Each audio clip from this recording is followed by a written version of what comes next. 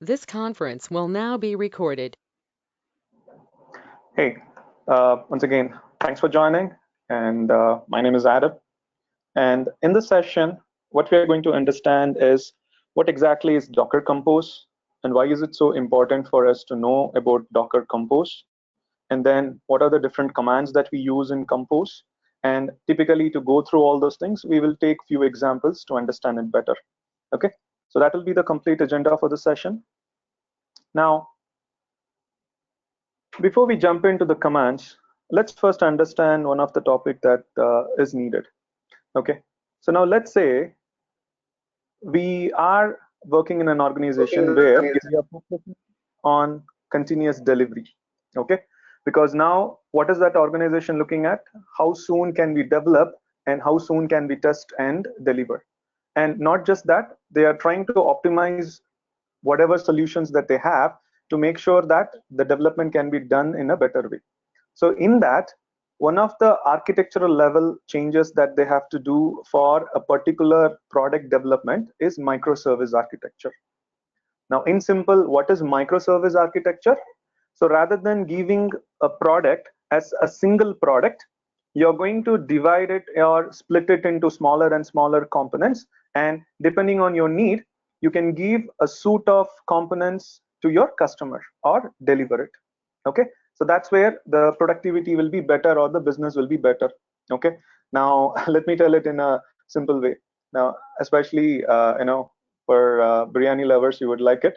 Now, if you go to a place where they are selling biryani, if you have noted, they don't just sell biryani. So biryani is one major product, but on the side, they also sell something as kushka, right? Or just the rice, wherein from the same biryani, they will be selling out the rice, which is like a byproduct. The same way, if someone asks, they also give something called as a fried biryani or boneless biryani. Now, there is no concept of boneless biryani, but what they do, they take the same rice, they add some stir-fried chicken on top of that, and then just sell it as another product. So that's pretty much a good example for microservice. The same way, every organization, what they're trying to do is, whatever product they have, they're trying to split it into different components based on functionalities and then deliver it to their customers as a suite of components. Now, when we have this kind of a requirement, now what happens is the benefit for the organization by going through this is they would get a complete developer independence, which means every developer can try to write codes separately for the component that he wants to deliver. Okay, and then there will be a complete isolation without worrying about what is the changes that is happening on the other component. And when we are trying to deploy as a product, we don't have to literally worry like how we have a monolithic application in installing everything. Now, depending on your need, you can just take one component, whichever is needed, and you can install it separately. And the scalability. So what do you mean by scalability here? Now, since you have many components, you will be independent of each of the component, and you can literally scale on whatever the instances that you need for your particular component without worrying whether it will be affecting another component. Okay, so that's where microservice architecture will help in scalability. And not just that, it also makes sure that the overall automation of our lifecycle can be improved. So that is where, if you are focusing on continuous delivery, we can try to set up a continuous delivery or a CI/CD pipeline for each of the component, so that now for every component, we will be able to quickly develop and test and deliver. So that is the focus what every organization is looking at. And typically, every organization would have been moved to a microservice architecture by now. So by saying this, now what happens is when we have a requirement in which every component, because when you take a product, now we are dividing it into components or microservices, and every microservice is going to act as a separate team or as a mini product. So that is where, how can Docker help us? Because if you go back and refer to our Docker session and come back, so Docker is going to help you in replacing your traditional method of deploying using container. How?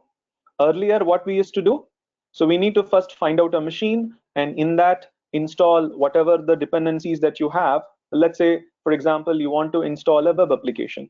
Then what you need to know? Then first you need to go to the machine. You need to make sure that it has a specific application server of your need. And then for application server, you might need a specific version of Java. Then you have to make sure you have installed that. And then you need to make sure the specific build artifact like a var should be available.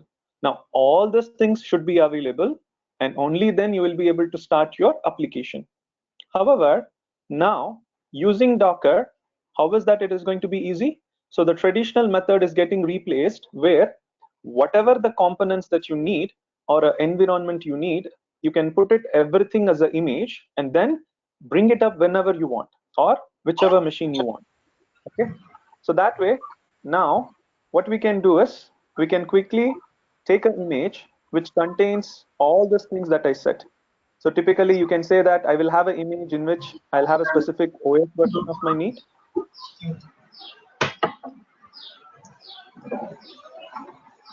Okay, guys, I would request please go on mute.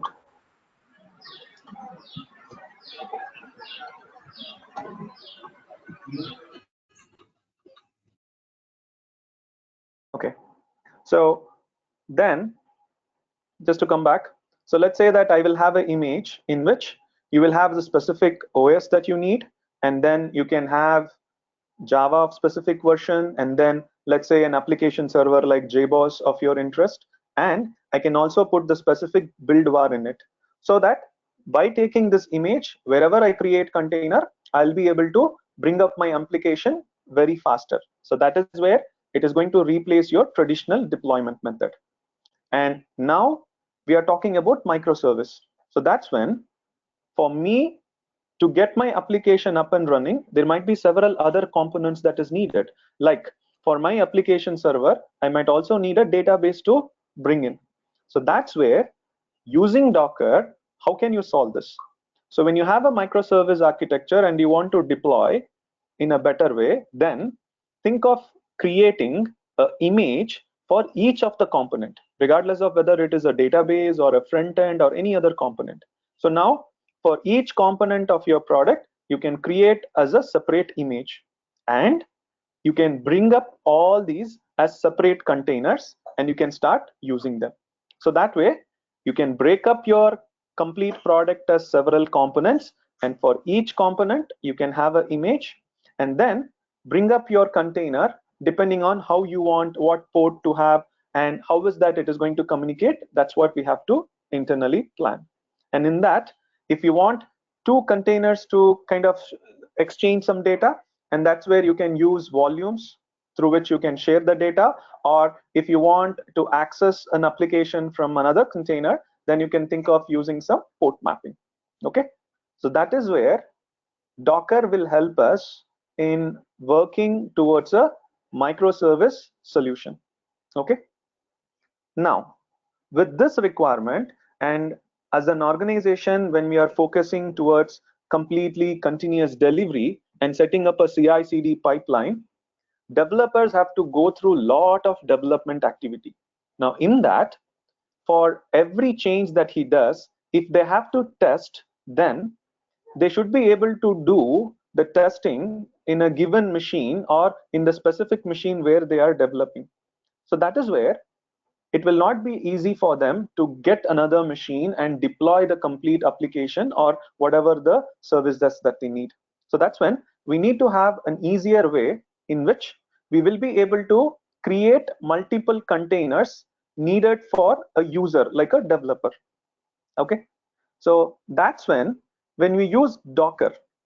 When I say Docker, typically you will have one machine in which you will install Docker, and in the Docker, when you install, we are going to get two components. One is the Docker daemon and the client. So that is what we have learned in our first session of Docker. So from that, now if you want to run or create a container, you have to use that Docker client and execute some command like docker run. So that is where in a particular machine at a particular time, if you want to create many containers to support your microservice way of architecture, then using docker run or the native Docker client will not be sufficient. Okay, so that is when, if you have a requirement in which you need to create and run multiple containers on a given machine, then we need to use another tool which is provided by Docker, which is called as Docker Compose.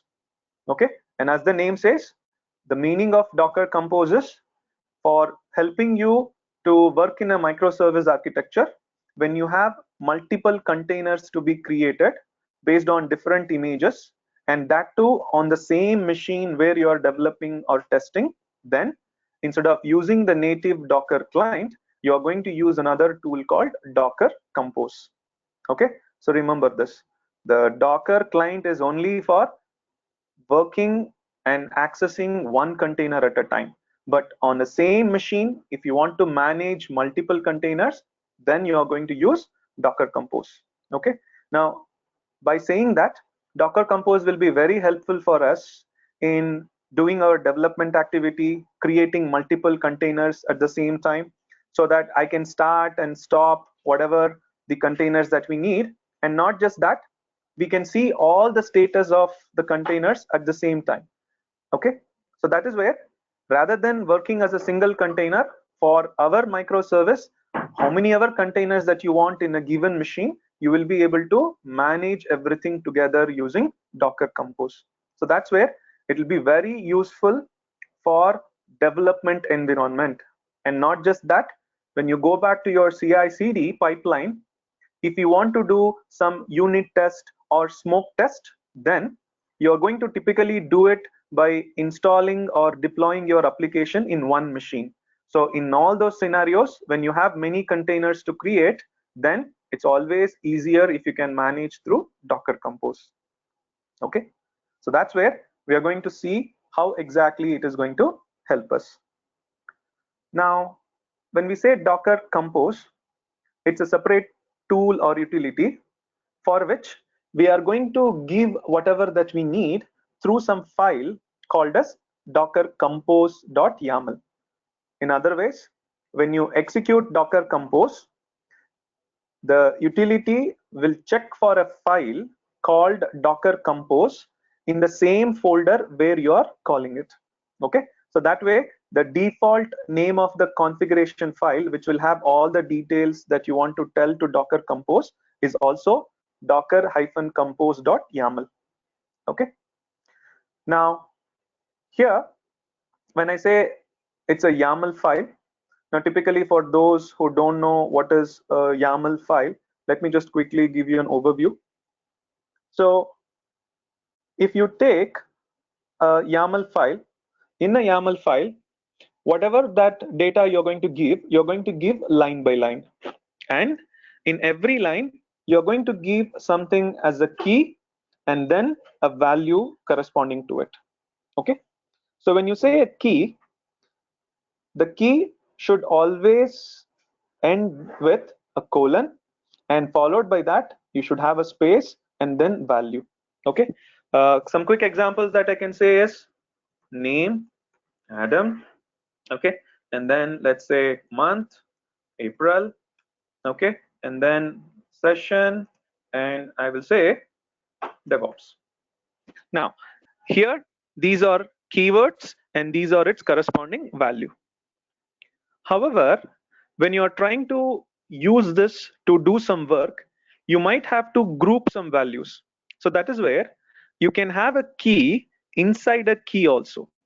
So let's say an example here, I'm saying session and it is DevOps, but I need to add certain more categories. So that's where a key can have child keys. For example, a key can have a child key and its value. Okay, so same way, if I say session, then I'll say, for example, day is Saturday. Okay, and then I'll say topic is compose. Okay, and time, I mean something I can say. So this way you can see this is called as the parent key and all these things are called as child key. So when you try to read it, you will be reading it as a group. Okay, because any activity we want to do, we will be always passing as a group. So this is how you're going to give a parent and a child. But the most important thing what you need to know is the alignment, where we call it as indentation. So you have to give a space between the parent key's alignment and the child.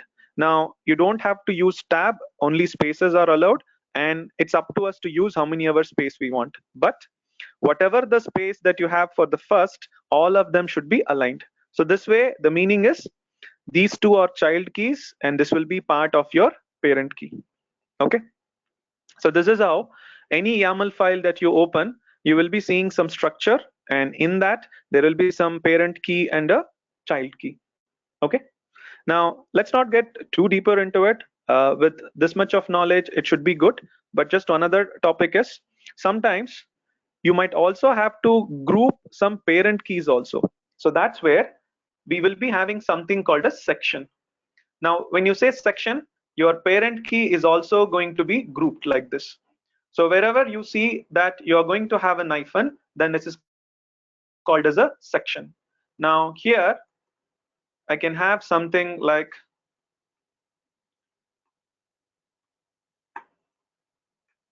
okay, now this is one section. Similarly I can have another section like this. Okay,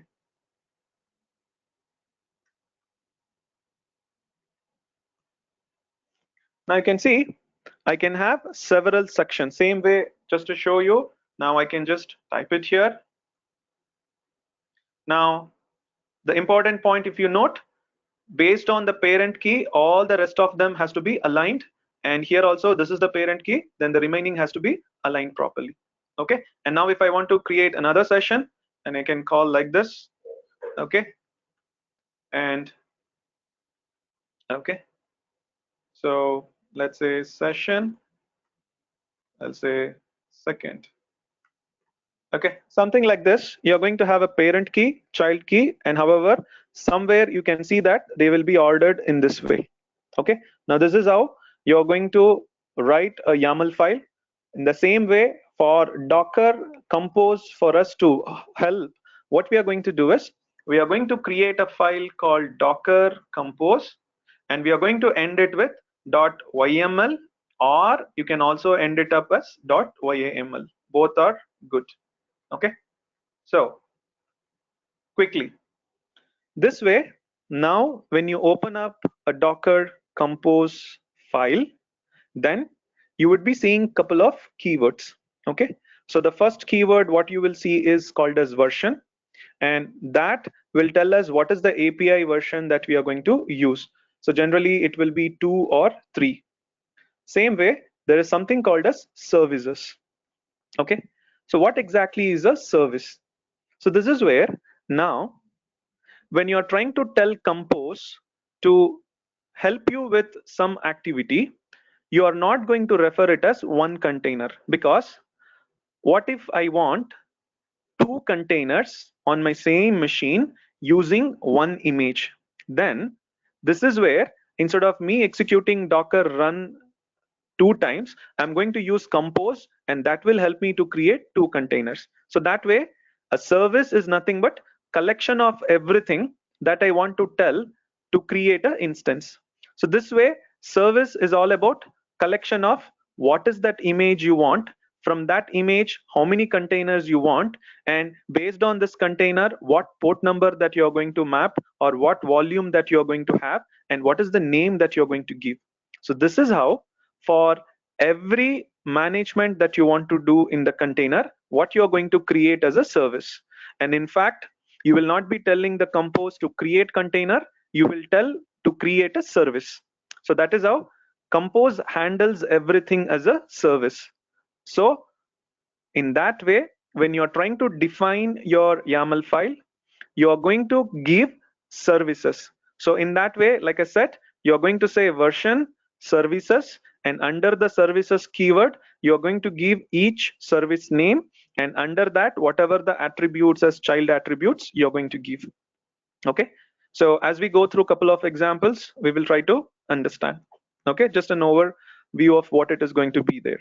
Okay, and now with this, we are good enough to understand, okay, what is Compose, so that using Compose, we can create multiple containers on the same machine, but for that we are going to use a file called docker compose file, that is docker compose YAML, and in that we are going to define it as a service, and every service we are going to tell for this service which image to use, how many containers to create, and what would be the name, and in that what should be the port or volume, similar to how we executed docker run. Those values you are going to give here as attributes. Okay, now how do you install? So again, go back, I'm just going to use the example of Ubuntu on AWS. So you can take Ubuntu 18 or 16, and these are the commands where we have seen last class that you can install Docker. And once you install Docker, if you want to make sure that you have Docker Compose installed, then go ahead and use the apt packaging manager and say install -i Docker Compose. So this should make you that you have the Compose installed and available. Now, I already have a machine which I've created on AWS. Okay, so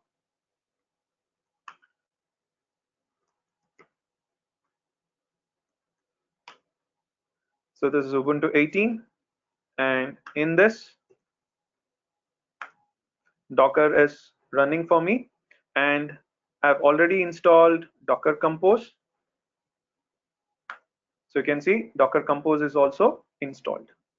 Okay, now to start our work, all we have to do is we need to create a compose YAML file, wherein we need to remember the syntax of YAML, and accordingly we have to start giving the keywords.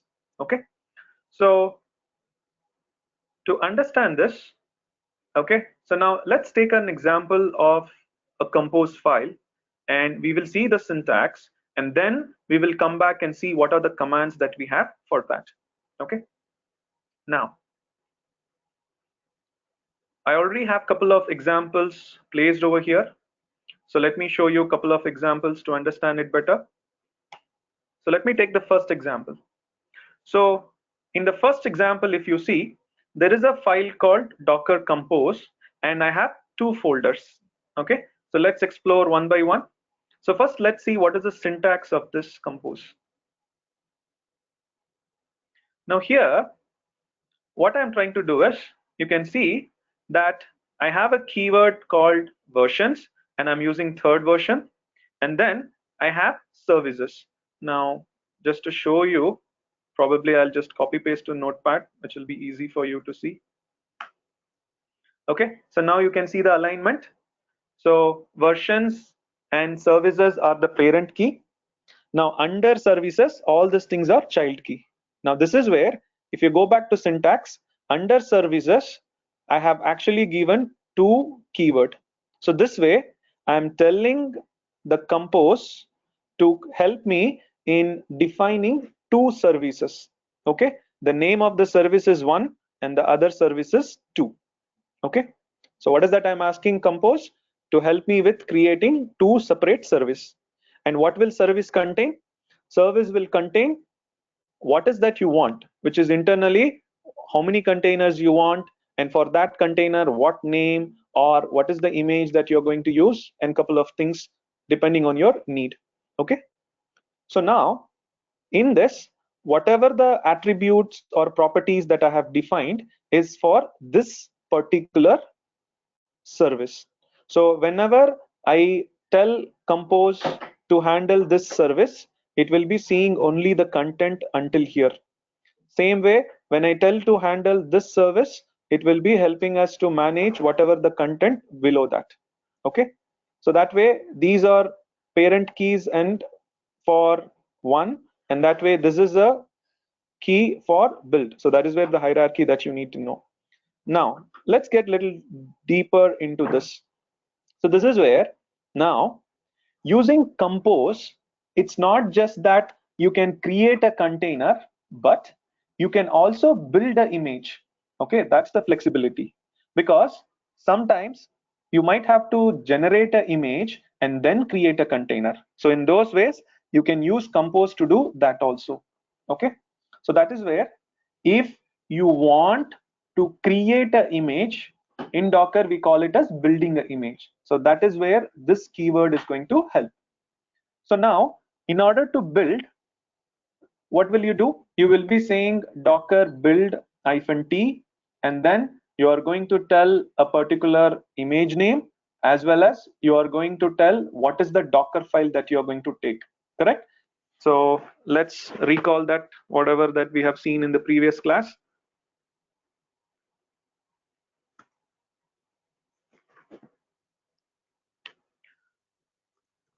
Docker build -t, you are going to say image name, correct?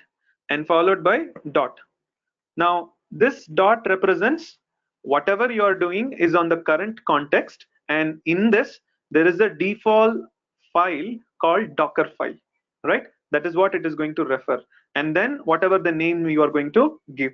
The same way, when you say build, it is equivalent to running this much of command, okay? Wherein for this, the dot here is what this context referring to. So we are telling the compose internally that I want to generate an image. For that, I want you to execute docker build command. Where do you want to execute? You should execute into the context of .1. That means if you go back to our folder structure here, when you are running this from the current location, we are saying go to a folder called 1, and in that I want you to build. If not, what I want is to execute this command. So the meaning of this, I will again tell. We are telling to execute docker build inside this folder called 1 that is available from my current directory. Okay. Now in this, we have not told what is the name of the image, as well as we have not told what is the docker file to take. So that is where if you do not give the docker file, it would check for a default file called capital docker file, right? Whatever that you are giving. Now where will it check? It will check for that inside this folder, because you are telling the context to be this. Same way, if you do not give the name, because here I am not interested in the name, I am interested in creating a container based on this. So that is where you can see on the next keyword we are saying I need an image. So now the meaning of this image is, for creating a service, I need to create one minimum container, because if you don't tell any number of containers, then it will create one container. Now for creating that container, I need to use an image called image1, but that is where first we have given build. So which means if you take this service, the compose will first go to this folder, call the default docker file, and then create an image called image1. And then using this image, it is going to typically create a container. Okay, so that is what the whole meaning what we are doing. Okay, now to understand it better, let's go to this folder. So here you can see I have a file called docker file. So now when you execute it, the docker compose will be able to pick up the default file called docker file, and for this it will give the name of the image called image1. So here if you take, it will be just saying take image1. Okay, so this is the equivalent of giving this context and image, and it will not just stop. After this, it will create a container. Okay, so for creating a container, what we have told is only the image name. Okay, so if you do not give a name for a container, if you go back to your docker run, we saw that it will be assigning a random number, okay, and a random name. So that way, now what is available inside the docker file? So quickly let's see that. It's very simple docker file for explanation, wherein I am just using the base image as Ubuntu, and in that I am copying a shell script. So if you see, where is the shell script? The shell script is available on the parent folder, right? I am copying inside and I am setting this as the default command. So what is it going to do? When I try to create a container from this image, then by default it will start this script and it will be passing an argument called 1. Okay, so what is this script doing? If you just come back, it's nothing but a simple while loop where I'm trying to take the value whatever you have passed and it will be printing, which means if you run this script by passing value called 1, it will be keep on printing 1 1 1 1, so that you will know that when you are trying to run this inside the container will be just displaying or running it as 1 1 by default. Okay, so that is what I'm trying to do in this. So now if you understand, by giving this, it will try to create an image by going inside this folder, using this Docker file, copying this file inside it, and create an image called image1. And from that, since we have not too many containers, it will create one container by default. Okay, that is what it is going to do.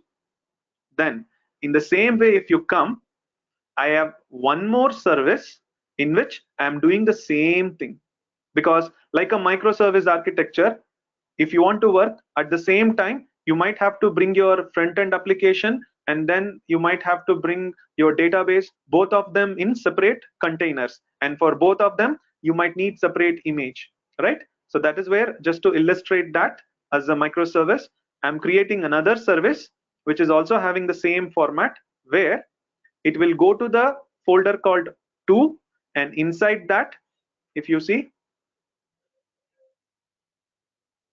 I have the same structure, wherein if you actually look, I have the same kind of files, and only difference is I'm trying to use the option as 2, which means it's the same shell script.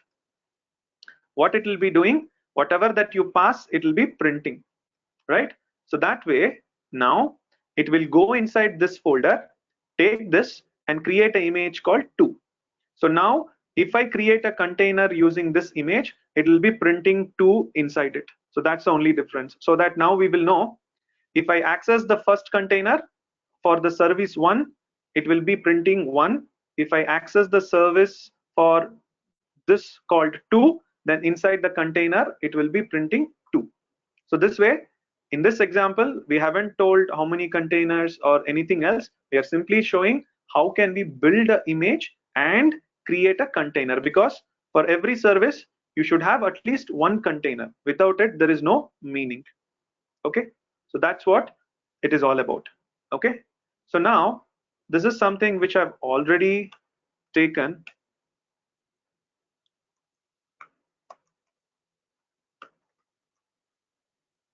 Okay, if you understand, this is the same machine that I have used for the Docker classes. Okay, so now this is where we have the example folder. So let's go to example 1. And now in this, you need to execute the Docker compose command, so that, remember, the default execution of Docker compose will always check for the same folder and it will try to read a file called Docker compose file. So that's when the syntax of Docker compose is Docker compose -f, whatever the file. Suppose if you are using the default file, then you don't have to give the -f. However, you can also say what are the different options available, which is what we are going to see, and followed by that we will tell which service we want. Because remember this, whenever you are invoking Docker compose, how many ever services are available in the compose, okay, by default Docker compose will handle all the service. But for any specific reason, if you want to manage only one service, and if you want to tell compose to manage only one service, then you are going to use this as the last name, so that if you tell that service name corresponding to it, it will be managing. Okay, so that's what it is all about. So now with this basic, what are the different options available? Now, just like your Docker daemon, if you want to create a container, first you need to download the image, and then you need to try to start a container, right? That is create, start, and then you're going to work. The same way, internally, Docker Compose is going to use the native daemon and do the everything. So that is where it is the default structure. Instead of you doing it, you're asking Compose, and Compose will call the daemon and it will do the work. In that way, by default, if you are calling Docker Compose, it will always run in interactive mode. Okay.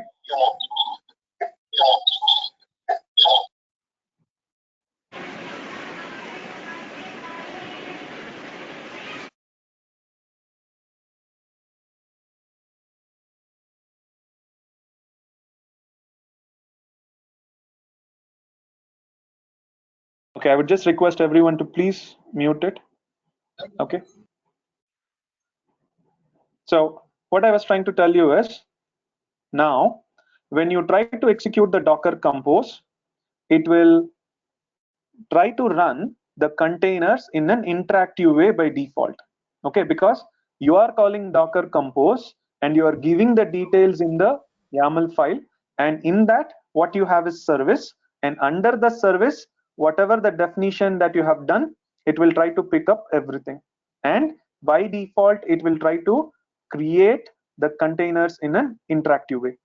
So that is where, if you want to work in a detached way, then you're going to use the option called -d. Okay, remember that. And now, like I said, there are several things you have to do, because in our case now we need to first do the build, and after building the image we are going to create container and then start container. Now, like how in the Docker client you have different commands for that, same way here also you have different commands. And if you go back, you will just say docker run, which will do many steps internally. The same way, instead of we doing separate things like building the image separately, creating the container separately, starting the container separately, we can use one command, which is what everywhere you will be seeing as a popular command. So now all you are going to do is go to the folder where you have compose YAML, and there just say docker compose space up. So what will this up do? Up will first create the image in our example, and using that image it will create the container. And if you do not give -d, it will be creating it in a detached mode. Okay, so remember that. So let's try to see how it is going to work. So now if I execute docker compose up -d, so now in our YAML we have two services defined. So see what it is going to do. So typically it would have internally created the image, and then based on that it has created one container each. So to check, let's say docker images. Okay, you can see that there are two images created, and if you say docker ps, you can see there are two containers created based on them available. So what I'll do now is quickly I'll try to bring this down and redo it. Anyway, we'll talk about this commands also. Now if I want to delete both the containers, this is where again I don't have to use docker command at all. So instead I can just say down whatever the corresponding services is there, and for that whatever the container is there, it will delete it. Okay, now let me go ahead and delete those images so that I can show you. Docker rmi img1 img2. Okay, so I don't have those images. Now watch this, what happens. So if I say docker compose up -d, you can see first it's trying to create. So you can just go up and see. So since for each service the image is not there, first it is trying to build the image, and the default tag is latest, again the basics, and then it is going to the first service, and in that service it is trying to build the image. So once it has built both the images, then it is trying to create the container with respect to that. So that is where now, if you see,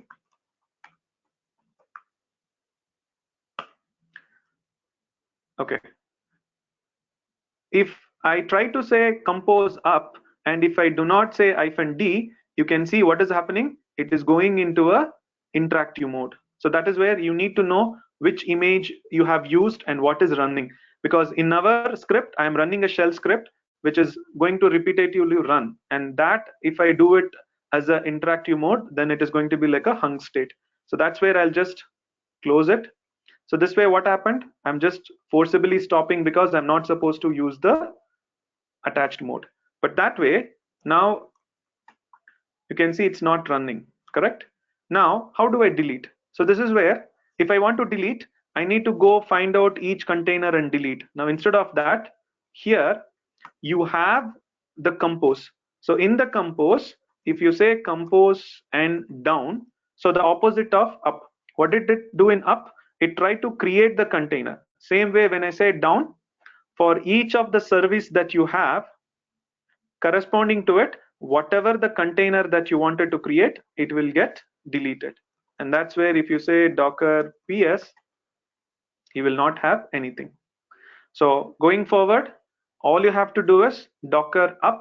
In case if you want to build the image, then give the context and the keyword as build, so that first it will build and then create the container.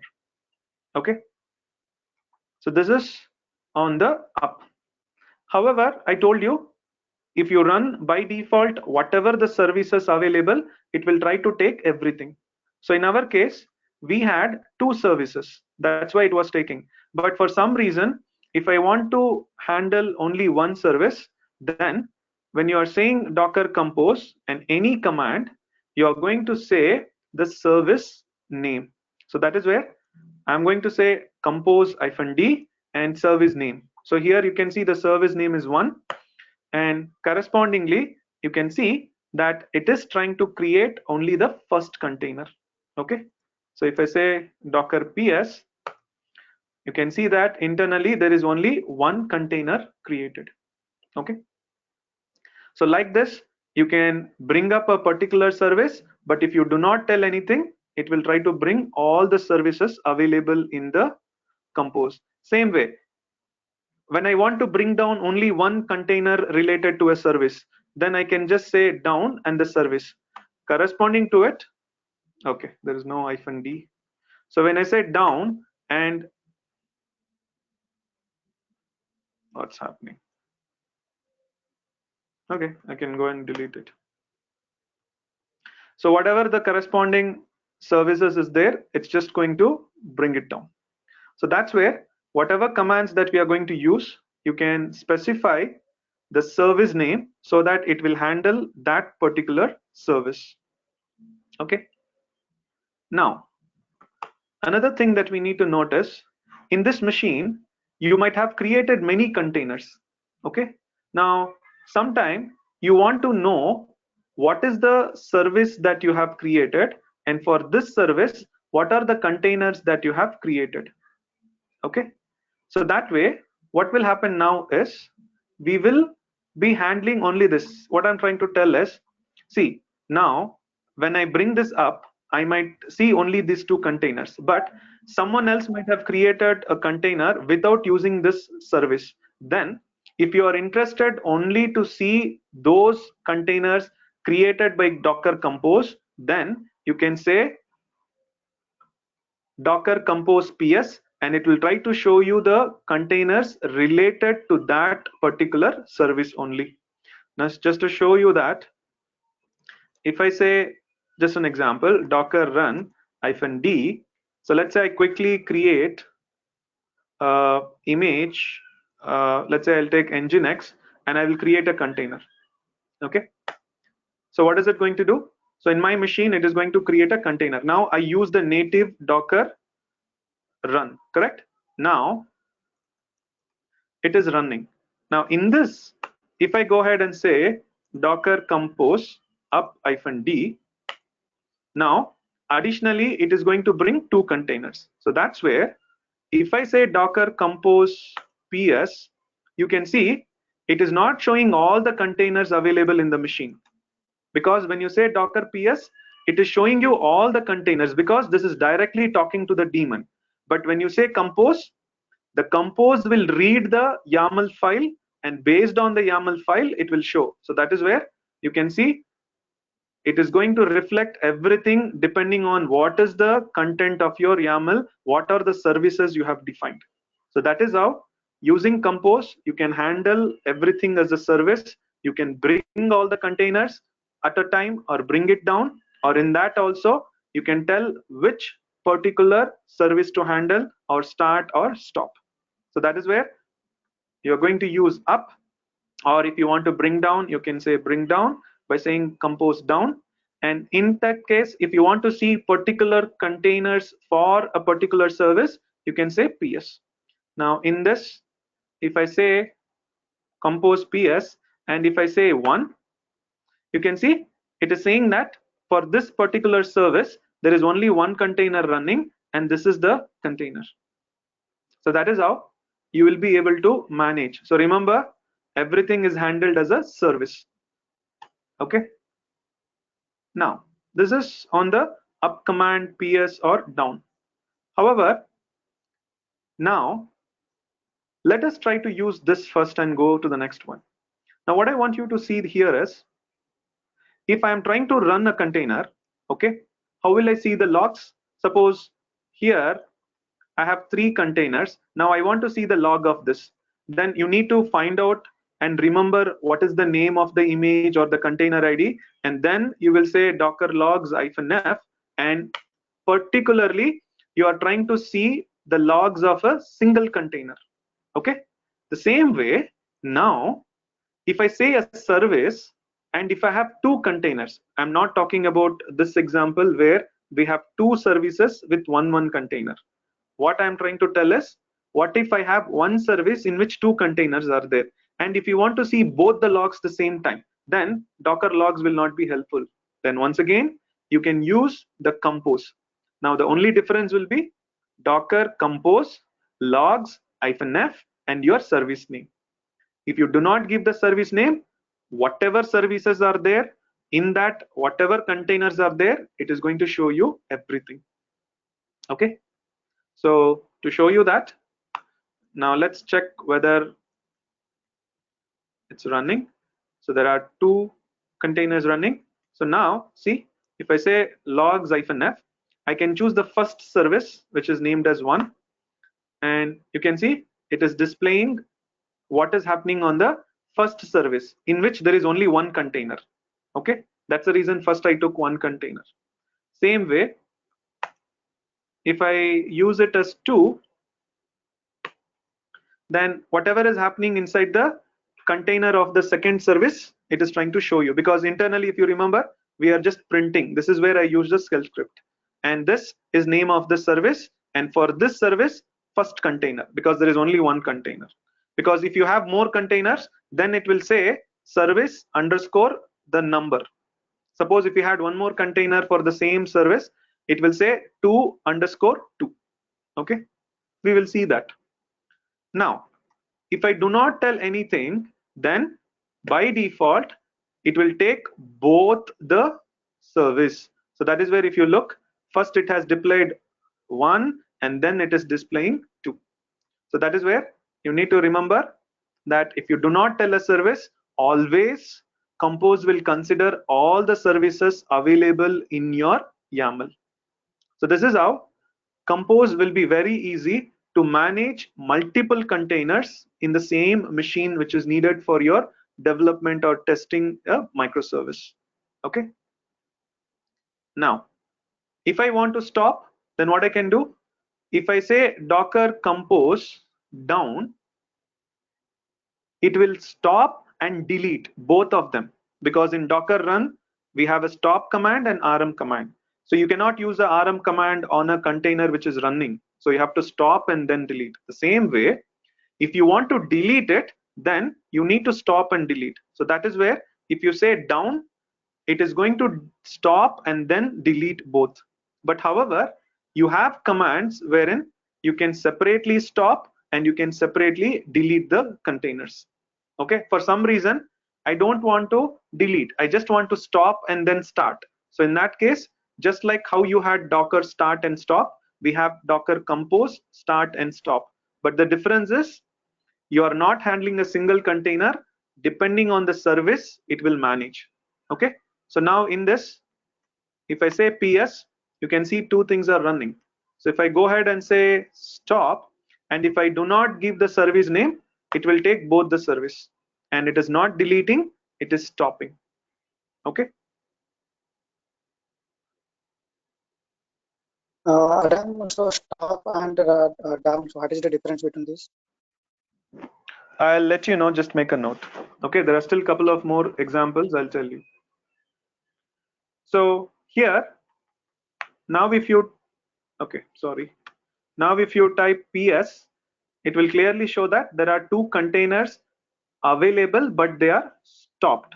So that's when, if you want to remove them, then you're going to say RM. But instead of this, if you want to delete together, then if you say down, it will first stop and then delete. So that is where, depending on your need, you're going to use the options. Okay, so typically we saw that how do we create an image and create a container and then use it or stop it, right? And you can see the logs. Same way, how you can do everything separately. Suppose you want to rebuild the image. So let's assume in this example, what is happening? If I say Docker compose up, it is not trying to build the image, because if the image is already available, it will just skip and create only the container. But for some reason you want to rebuild the image, then what you can do is, this is where you can go ahead and say build. So this will only build, it will not create the container. So for that, first let me bring it down.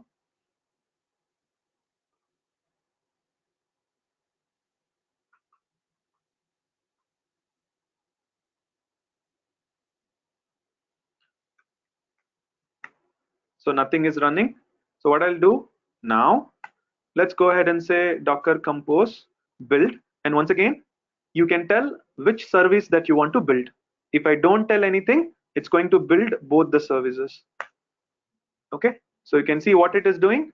It's rebuilding the service or the image needed for service. However, if you say PS, it is not going to create. So that's where you have separate commands, but instead of all those things, the single command which will do everything for you is Docker compose up, and in that remember to give -d so that it will be created in a detached mode. Okay, so by now we saw some of the examples using commands where how do we create image, how do we create containers, start, stop, delete them, and at the same time see the logs. Okay, now same, go back to your basics of Docker. If you have a container running in a detached mode, you can also go inside it, right? The same way, now when you're trying to run multiple containers together as a service, you can also go inside. So that is where what you can do is you can use the Docker compose exe, which is exactly similar to Docker exe. Again, Docker exe was handling one container, but here we are trying to handle a service. So you can go inside the container and execute a command in the same way. And once again, without giving any option, by default, the Docker compose exe will be going in an interactive way. So that is where, depending on your need, if you want to go inside the container, then remember you used to use Docker exe-it. Instead of that, here you don't give any option. By default, it will go inside it interactive. But your interest is not to go inside the container, but just run some command inside the existing container. Then you can just say compose exe-d, the service and the command. Okay, so let's see this also. So we don't have anything, so let's first bring it up. So you can see it would have created 2 containers. And now if I want to go inside, I can say docker exe and the service name. And now if I want to go inside interactively, I don't have to tell any other option, but I need to tell what is the first command, which is very important because this command is what is going to help us to go inside interactively, right? So now if I say this, oh, okay, now let's take this.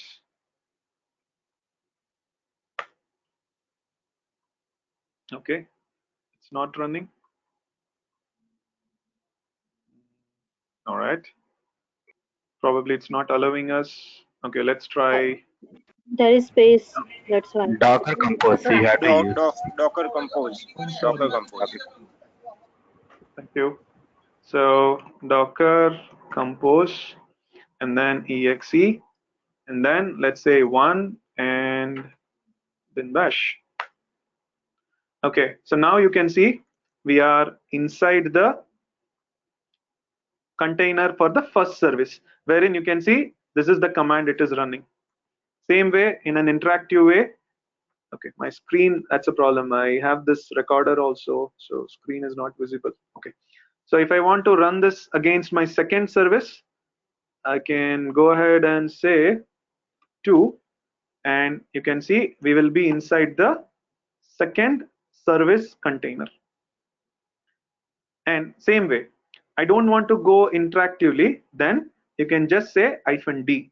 So remember, this d should be given before the service name, not after, because if you give it after, it becomes a command. So here, if I want to, okay, let's assume that I want to just get the container ID, then I can just say host name, and here we will say -d. Okay, probably that command is not there. Let's try to, yeah, ls. Okay, what is happening? Yes, this is because you can see I'm running it in the background. So that is where whatever the command you're running, it's not getting displayed because it is running in the background. So that's where here, if you want to run some apt command or apt update or yum update, right? Those kind of things, if you run it safely, it will be running it on the background. So that's where you need to decide whether you want to run something just in the background or you want to go inside. So by default, if you do not give -d, it will always go inside the container interactively. So that is the option that you're going to use for exe. Okay, so now we have seen how do you see the logs and how you can go inside it. The same way, you can also scale, which is another benefit of Compose. Now, for some reason, I have 2 services, but in each service or in one service, I want to scale up. So that way, now, by default, if you do not tell anything, it is going to create 1 containers, right? So now what we can do, I can go ahead and say compose up and scale. So this is where while you're creating the container, you can go ahead and make it as the scale. Now what has happened is there is one more option called compose scale, which is kind of depreciated. So that's where you can go ahead and say compose up -d and scale and say the name of the service and then the number of containers that you want. Let me just bring it down and show you again.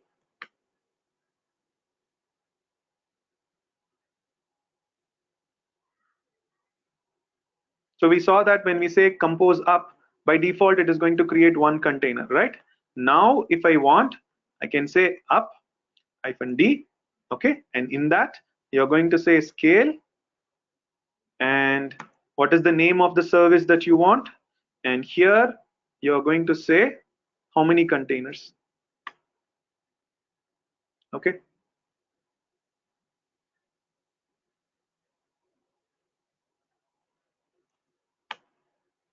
so you can see now for the first service it has created 2 containers, and see the naming convention.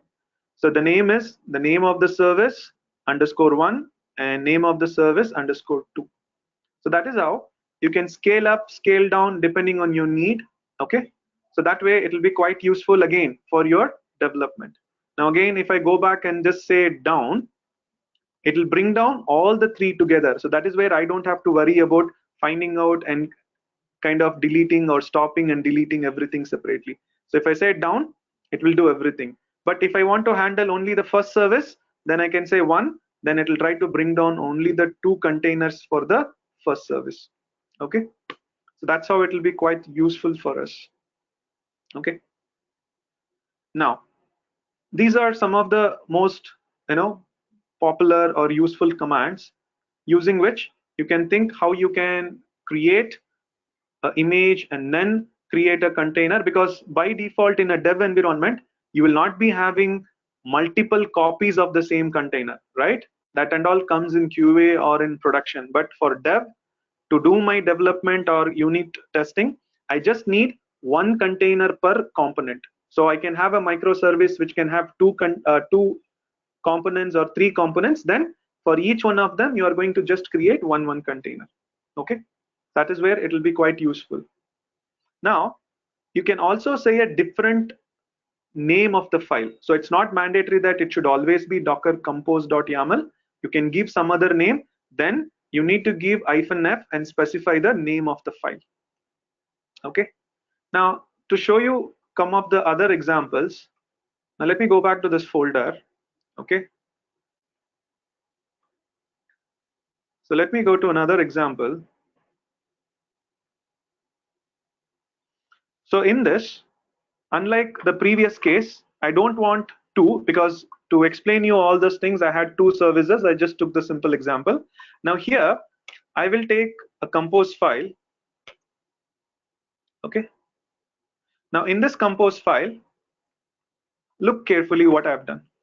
So here what I've done is I have only 1 service. So probably let me copy paste it. Okay, so you can see there is only 1 service and the name of the service is test service. Now under that I have given build and I'm trying to say context. That means there is a folder called my Apache, and inside that I am saying to pick a Docker file. So this is where this is equivalent to saying docker build -t-f this file name.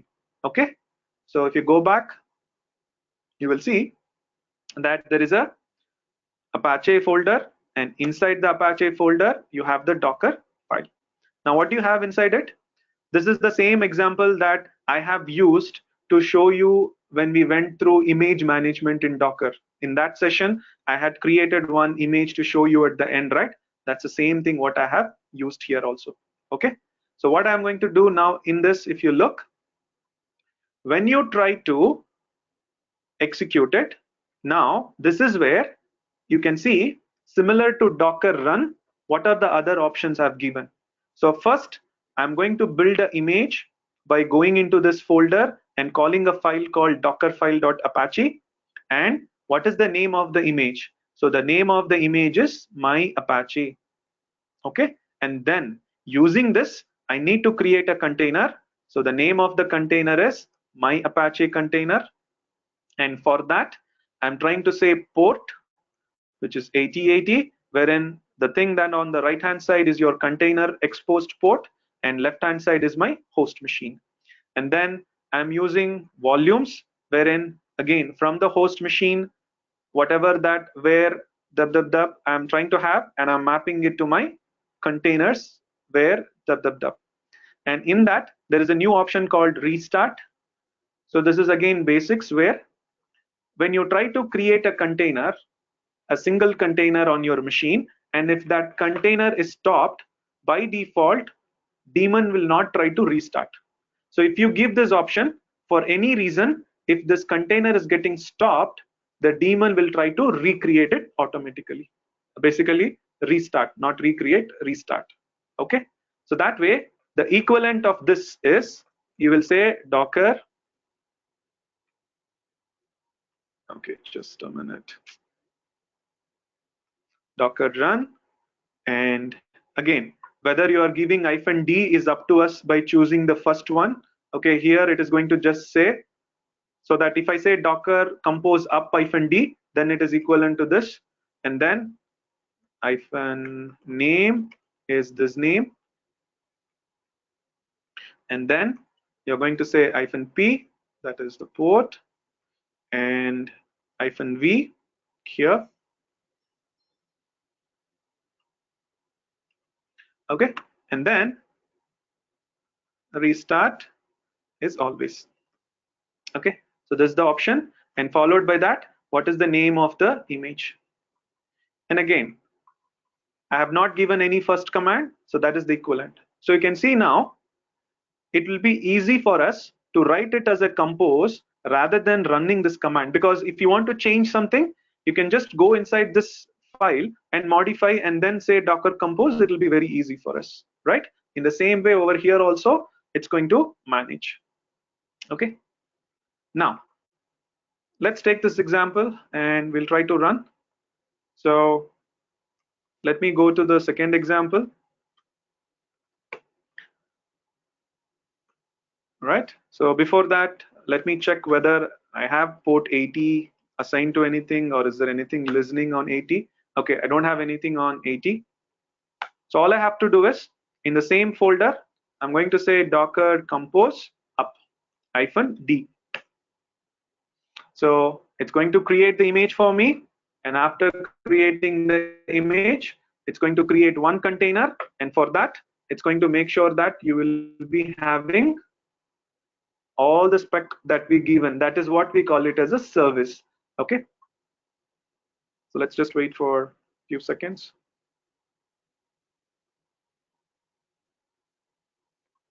Okay, so now if I say docker images, now once again I can say docker images. If not, I can just say docker compose images, and it will try to show you which image, like how you say ps will show you only the containers created by compose. If you say docker compose images, it will show you only the images created by this service as a compose, because here you can see. So that is where it will be very easy for you to cross check, right? We can have, and then you can say compose ps, and it will show you that the container is running. And now if I want to see the logs, I can just go ahead and say docker logs -f, and I can say the service name. If not, it will be trying to show you the default service, whatever you have, and then its container. And finally, if it is mapped properly, then I can just say localhost :80, and you can see Apache is available. Okay, now the same thing, if I can go take my machine here. So this is the machine. So let's take this, and